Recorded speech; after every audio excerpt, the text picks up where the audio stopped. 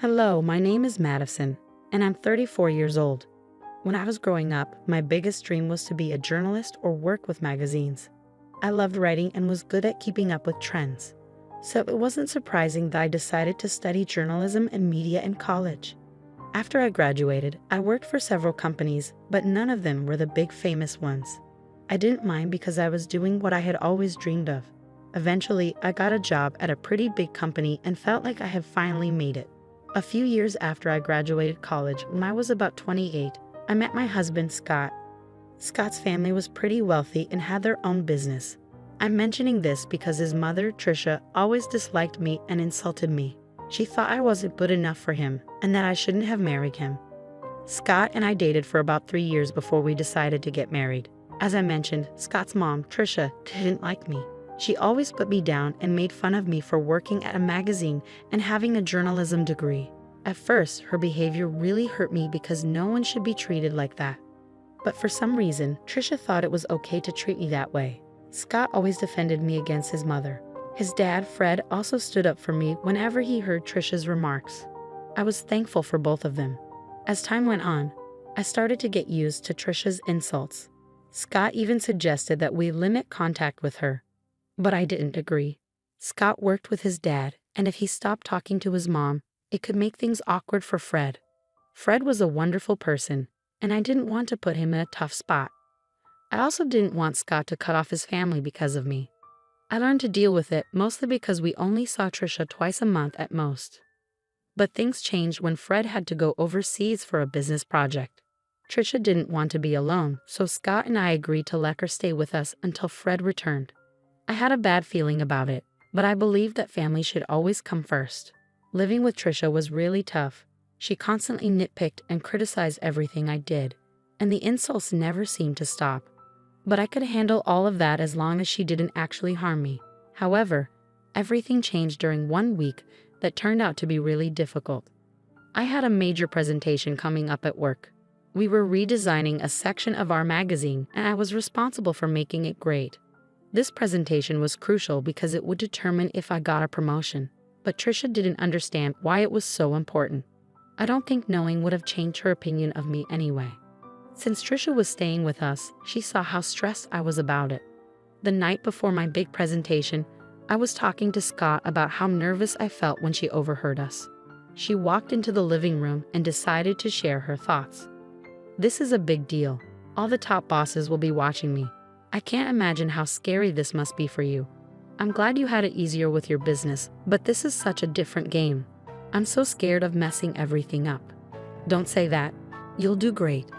I wish I could believe that. I just feel so unsure of everything. What if I mess up the presentation? I couldn't help but overhear you both talking. "Mom, we're having a private conversation." "Well, Madison, I just wanted to say that you have nothing to worry about. You probably don't have the skills for this, so you'll probably do badly tomorrow." "Excuse me?" "Just treat it as a chance to quit your job and be a housewife. Then maybe you'll be good enough for my son. I can't believe he married a journalist." "Mom, you're crossing a line. Leave." "You know what? I don't have time for your nonsense, Trisha. I have bigger things to worry about than your opinion of me and my relationship with your son." "How dare you talk to me like that?" "So it's fine for you to talk to me that way, but not the other way around." "Scott, say something. Your wife is disrespecting your mother. She's just standing up for herself.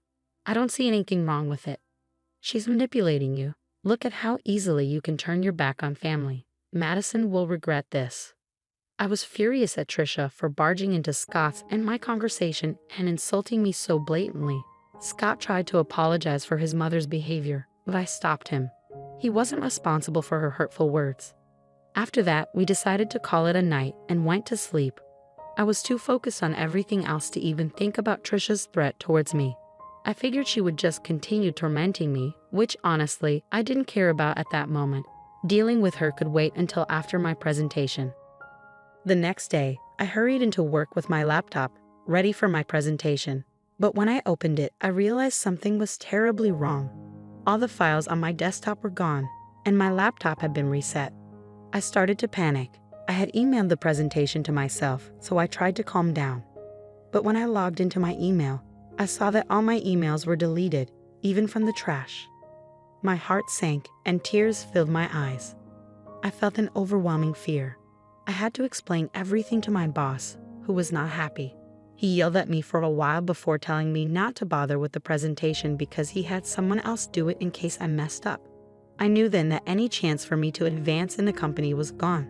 I couldn't believe this was happening. I rushed home in tears. Scott hadn't left for work yet, and when he saw me, he took the day off to be with me. He held me as I cried, and when I calmed down a bit, he asked me what happened. "What's wrong, honey?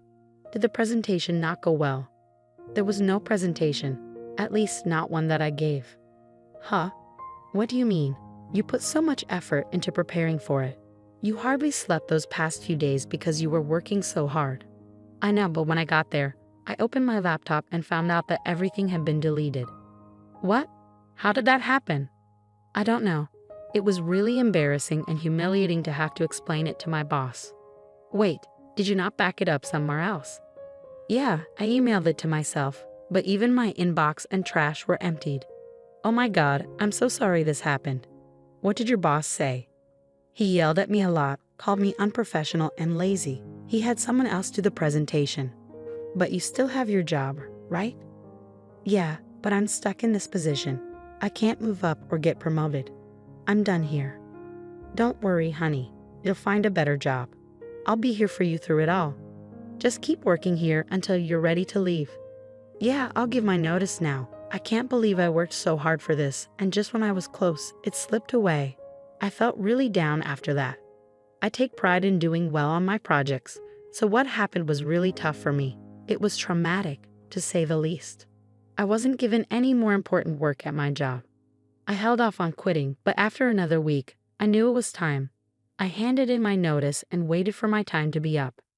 Through it all, Trisha seemed strangely happy. She saw me crying once and made remarks about how she knew I would fail.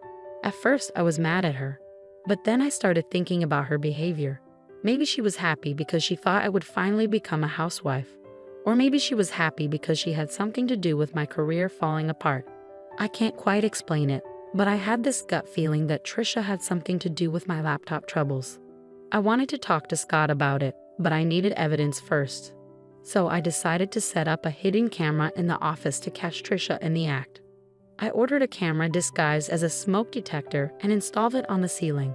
I connected it to my phone and got ready to implement my plan. The next step was to somehow let Trisha know about my upcoming presentation. That wasn't too hard. I just paced around the office looking worried. Scott was still at work, unaware of what I was doing. Trisha noticed my anxious behavior and asked what was going on. "What's wrong? Are you stressed about another project?" "I need to tell someone. Since you asked, I've been given another chance to present my work, and it could lead to a raise." "Oh, really?" "Yeah, and I'm really nervous because this is my last chance to get things right, and I have to do it well." "Why aren't you telling Scott? Is it because you're embarrassed about your job?" "No, it's because I don't want to disappoint him again. Just keep it between us, okay? I'm not promising anything, but it'll be interesting to see what happens tomorrow." "Why do you always want me to fail? I just think you'd be better off as a housewife. It's less embarrassing than what you're doing now." "I don't have time for this, and I don't care what you think. Please leave me alone so I can practice my presentation before Scott gets home." Trisha left, but not before giving my laptop a look and smirking at me. I had a feeling something was up. I stayed in the office a little longer, only leaving when Scott came home. Trisha didn't mention my presentation, but she kept smirking at me during dinner.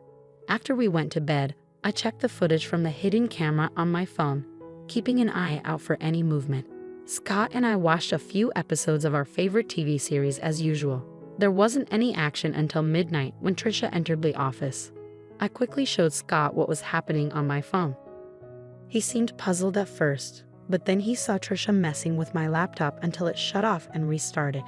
Scott looked at me shocked. I explained what I had done, and he was furious with Trisha. Trisha was still in the office, snooping through my files. Scott got up and stormed into the office. He flung the door open, and Trisha looked startled when she saw him. Scott tried to stay calm and asked her what she was doing. "What are you doing in here, Mom?" "Oh, nothing." "Really? Then why is Madison's laptop still open?" Are you accusing me of going through her stuff? I think you did more than that, Mom. Firstly, I came in here because I thought this room needed tidying up. And secondly, you know your wife isn't forgetful. She wouldn't leave her laptop open. You wanted to clean the office at midnight, and don't talk about Madison like that. Don't talk to me like that. I'm still your mother. Yeah, my mother who loves to hurt and sabotage my wife. What are you saying? We caught you on camera resetting Madison's laptop. You were spying on me? No, we just wanted to make sure that what happened to Madison wouldn't happen again. That's disgusting. How could you film me without my consent? I didn't put cameras in your room. I put one in my office, and you went in there without my permission. And even if it was wrong, it's nothing compared to what you did to Madison. I want you out of our house tomorrow. But I'll be all alone, Trisha protested. I don't care. I don't want to talk to you. The next morning, Trisha tried to delay things by helping with breakfast and washing dishes, but Scott wasn't having it. As soon as she finished, Scott came down with her bags and told her he'd packed for her and ordered her an Uber. Trisha pleaded with him to let her stay, even crying, which was unusual for her as she usually made others cry. Scott ignored her and went to our room. Trisha turned to me and started yelling, blaming me for setting her up. I told her if anyone should be yelling, it's me. She's lucky I haven't shared the footage with her friends and family. If they knew what she did to me, she'd lose them all. That shut her up pretty quickly. After Trisha left, I felt a weight lifted off my shoulders.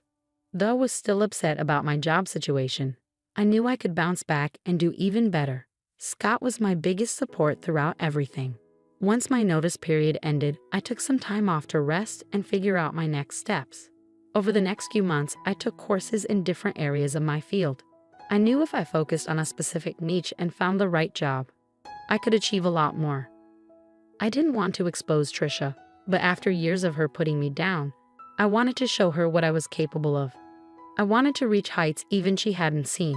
With Scott's help, I got recommendations in various places.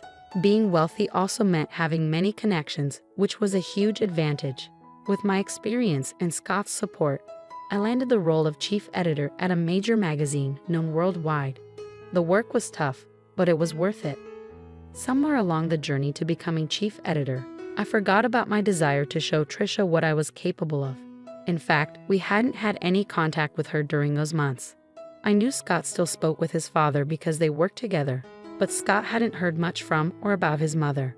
His father, Fred, said she was upset with us about something but wouldn't say what. At least Trisha took my warning seriously, but I knew I'd have to see her eventually, and it turned out my company was throwing a huge party with lots of big names invited, including Trisha and Fred. Scott and I dressed our best because, for the first time, we were both important figures. When we arrived, Trisha and Fred spotted us and waved us over. We greeted them, and Trisha gave me a once-over before smirking. "Look at you trying to fit in," she sneered. "Trisha, ignore her, Madison. You look lovely, as always," Fred said kindly. "Thanks, Fred. How have you been?" "Yeah, how's unemployment treating you?" Trisha interjected. "Wait, you're unemployed?" Fred asked, surprised. "Oh yeah, she messed up at her job, and they let her go. I've always said she's not good enough for our son." "Look at her, she can't even keep a job," Trisha mocked. "That's enough, Mom," Scott said sternly. "Stop siding with her. It's bad enough having to see her everywhere. We wouldn't have to if you just left her like I said," Trisha insisted. "Okay, that's enough. Either you stop talking or I'm leaving," Scott warned. "But Madison, sweetie, if you need a job, let me know. It would be great to work with you," Fred offered sincerely. "That's really kind of you, Fred, but I can't accept the offer," I replied.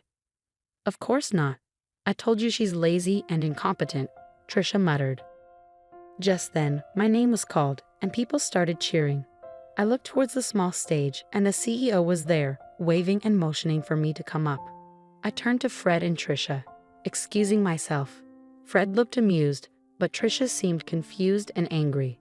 The CEO gave a speech, praising my work in the company and my ability to innovate and bring new ideas to the magazine. The audience cheered loudly, asking for a speech. I thanked Scott for his support and all my colleagues who helped make the magazine what it is. I ended by thanking the one person who doubted me because their negativity pushed me to be better. As I walked off the stage, Everyone stopped me to congratulate me and ask about the unnamed critic, but I kept that to myself. I made my way over to the table where Fred, Trisha, and Scott were seated. Scott hugged me tightly, congratulating me, and Fred stood up to hug me too. Trisha glared at me. "Oh, Madison, this is amazing. I can see why you wouldn't want to work with us," Fred said. "Thanks, Fred. Although I'll admit, if you'd offered me the job about 6 months ago, I might have taken it." "You should have. At least then you'd be paid more," Trisha snorted. "Paid more? I could never put a price on this," Fred replied. "Right, she's not worth all that money," Trisha scoffed. "No, I mean I couldn't match what she's earning right now." "What do you mean?" Trisha asked, confused. "Do you want me to tell her, Madison? It might come off as boasting if I say it," Fred offered. "Madison makes at least 5 times more than I do in her current position," Fred revealed. "Here? How? Oh yeah, she must be making way more than Scott or I could ever imagine," Trisha exclaimed. "That can't be right. You must be mistaken," Trisha insisted. "He's not mistaken, Mom. I really did mean it when I thanked you. You've been nothing but a bully to me, and I hope seeing me more successful than anyone in your family stings. Anyway, I have other people to talk to. Excuse us, Trisha. Fred, feel free to join us anytime." "Goodbye," I said as Scott and I left a stunned Trisha at the table. Fred laughed and raised his drink to me as Scott and I walked away. I'd never felt more alive and satisfied. It was an incredible accomplishment, and I'm grateful to Scott for his support. Thanks for listening.